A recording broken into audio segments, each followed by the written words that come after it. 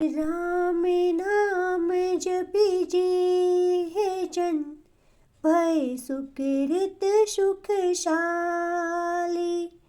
तुलसी यहाँ जो आलसी, गयो आज की काली। अर्थात तुलसीदास जी कहते हैं, जिन लोगों की जिह्वा निरंतर राम नाम का जाप करती रहती है, वे सभी दुखों से मुक्त होकर परम सुखी और पुण्यात्मा हो गए हैं।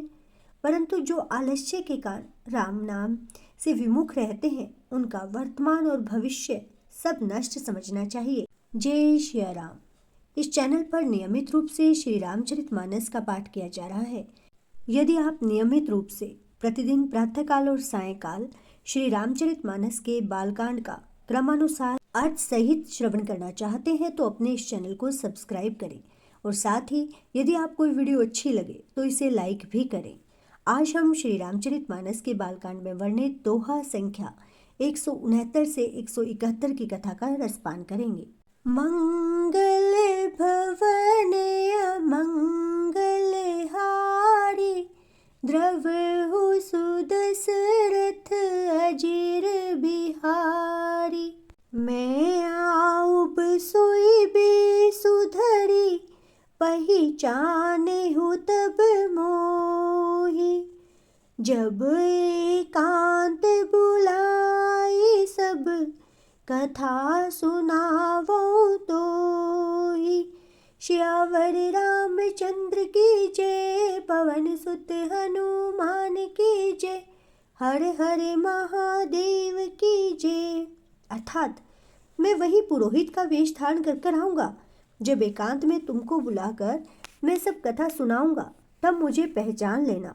शयन किन्हे नृप आय सुमानी, आसन जाई बैठ चल ज्ञानी। श्रमित भूप नेत्राति आई, सो किमि सोव सोच अधिकाई। अर्थात राजा ने आज्ञा मानकर शयन किया और वह कपट ज्ञानी आसन पर जाकर बैठ गया। राजा थका था, उसे खूब गहरी नींद आ गई, पर वह कपटी कैसे सोता, उसे तो बहुत चिंता हो रही थी। काल के तुनिसी चढ़ते हैं आवाज, ही सूकर होई नृप ही भुलावा। परम मित्र तापस नृप केरा, जानहि सोअति कपट घनेरा। अर्थात उसी समय वहाँ काल केतु राक्षस आया, जिसने सुअर बनकर राजा को भटकाया था। वह तपस्वी राजा का बड़ा मित्र था और खूब छल प्रपंच को जानता था। तेहि के सत सुत अरुदस भाई, खल अति अजय देव दुखदाई। प्रथम ही भूप समर सब मारे, बेप्रसंत सुर देखी दुखारे। अर्थात उसके 100 पुत्र और 10 भाई थे, जो बड़े ही दुष्ट, किसी से न जीते जा सकने वाले और देवताओं को दुख देने वाले थे। ब्राह्मणों, संतों और देवताओं को दुखी देखकर राजा ने उन सबको पहले ही युद्ध में मार डाला था। तेहि खल पाचिल बैरु संभारा, तापस नृप मिली मंत्र विचारा। जेहि रिपु छे सोई रचे नहीं उपाऊ, भावी बस न जान कछुराऊ। अर्थात उस दुष्ट ने पिछला वैर याद करके तपस्वी राजा से मिलकर सलाह विचारी या षड्यंत्र किया और जिस प्रकार शत्रु का नाश हो वही उपाय रचा। भावीवश राजा प्रताप भानु कुछ भी न समझ सका। रिपु तेजसी अकेल अपि, लघु करी गणे न ताहु। अजहु देत दुख रवि शशि, सिर अवशेषित राहु। श्यावर रामचंद्र की जय, पवन सुत हनुमान की जय, हर हर महादेव की जय। अर्थात तेजस्वी शत्रु अकेला भी हो तो भी उसे छोटा नहीं समझना चाहिए। जिसका सिर मात्र बचा था, वह राहु आज तक सूर्य चंद्रमा को दुख देता है। तापस नृप निज सखहि निहारे, हर्षि मिले उठी भेउ सुखारी।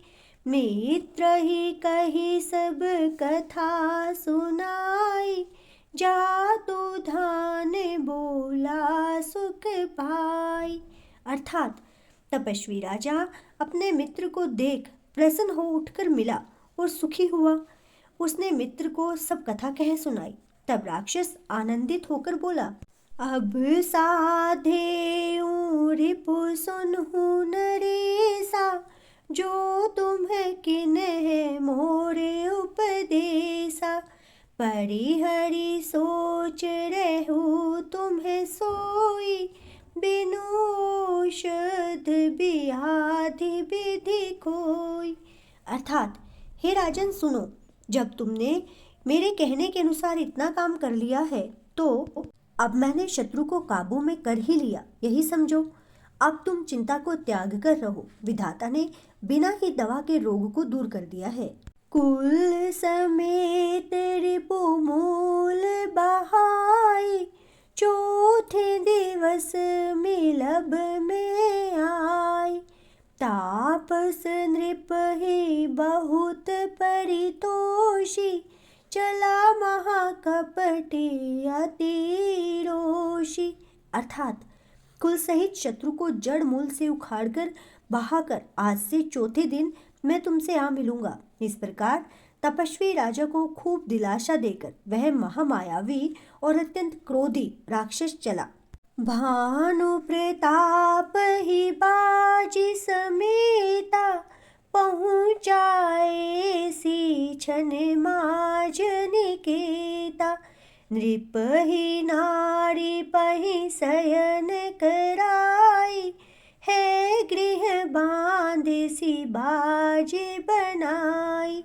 अर्थात उसने प्रतापभानु राजा को घोड़े सहित क्षण भर में ही घर पहुंचा दिया। राजा को रानी के पास सुलाकर घोड़े को अच्छी तरह से घुड़साल में बांध दिया। राजा के उपरोहित ही हरि, ले गए बहोरी।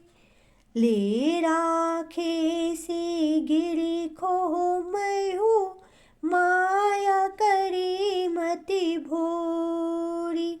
श्यावर रामचंद्र की जय, पवन सुत हनुमान की जय, हरे हरे महादेव की जय।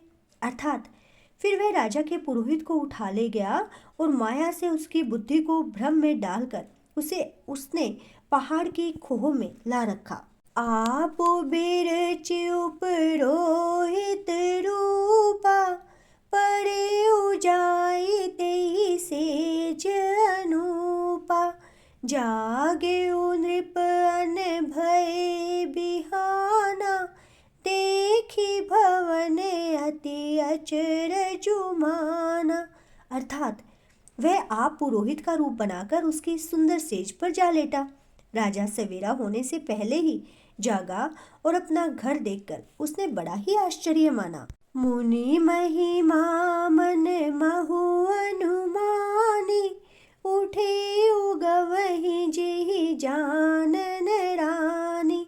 कानन गेउ बाजी चढ़ी देहि, पुरे नर नारी ने जाने उकेहि। अर्थात मन में मुनि की महिमा का अनुमान करके वह धीरे से उठा जिसमें रानी न जान पावे। फिर उसी घोड़े पर चढ़कर वन को चला गया। नगर के किसी भी स्त्री पुरुष ने नहीं जाना। गए जाम जुग भूपति आवा, घर घर उत्सव बाज बधावा। उपरोहित ही देख जब राजा, चकित बिलोक सुमिरी सोई काजा। अर्थात दोपहर बीत जाने पर राजा आया। घर घर उत्सव होने लगे और बधावे बजने लगे। तब राजा ने पुरोहित को देखा। तब वह अपने उसी कार्य का स्मरण कर उसे आश्चर्य से देखने लगा। जुग समनृप ही गए दिन तीनी, कपटी मुनि पद रह मति लीनी। समय जाने उपरोहित आवा, नृप हिमते सब कही समुझावा। अर्थात राजा को 3 दिन युग के समान बीते। उसकी बुद्धि कपटी मुनि के चरणों में ही लगी रही। निश्चित समय जानकर पुरोहित बना हुआ राक्षस आया और राजा के साथ की हुई गुप्त सलाह के अनुसार उसने अपने सब विचार उसे समझाकर कह दिए।